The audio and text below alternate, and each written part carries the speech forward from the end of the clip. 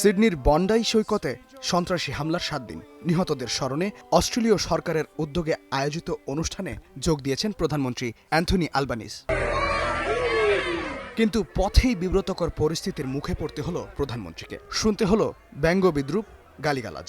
যদিও কড়া নিরাপত্তায় কর্মসূচিতে অংশ নেন আলবানিজ।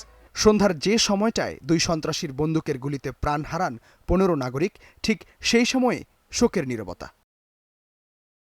গেল রবিবার এই সৈকতে হুনুক্কা উৎসবে যোগ দেন অস্ট্রেলিয়ার ইহুদি সম্প্রদায়ের মানুষ।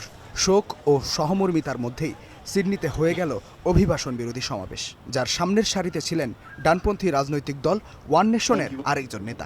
হামলার পর সরকারের নেয়া পদক্ষেপগুলোর সমালোচনা করেন তারা। আপনারা জানেন প্রধানমন্ত্রী অ্যান্থনি অ্যালবানিজ কি করেছেন। তিনি অস্ট্রেলিয়ান কৃষক এবং বিনোদনমূলক পেশায় জড়িত শুটারদের আগ্নেয়াস্ত্র বহন নিষিদ্ধ করেছেন। তিনি মনে করেন তার কৌশল ধরতে পারেনি। সম্পূর্ণ ভুল। মিস্টার অ্যালবানিজ, আপনি দুর্বল, একজন দুর্বল ব্যক্তি।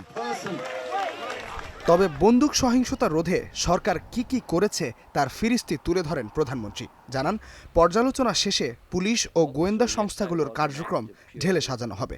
এই কাজ 2026 সালের এপ্রিলের মধ্যেই শেষ করবে সরকার। সন্ধ্যায় আলবানিজকে গালাগালের আগে সকালেও তিক্ত ঘটনার সাক্ষী হয় বন্ডাই সৈকত।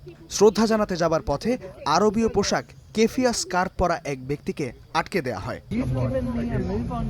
ভিডিওতে দেখা যায় নিউ সাউথ ওয়েলসের পুলিশ কেফিয়া পরা ওই ব্যক্তির সাথে কথা বলছেন। এক পর্যায়ে লোকটিকে চলে যেতে বলা হয়। শেষ পর্যন্ত হতাহতের শ্রদ্ধা জানাতে না পারায় আক্ষেপ নিয়েই তিনি ফিরে যান। ইস্তিহাদুল মাহমুদ, স্টার নিউজ।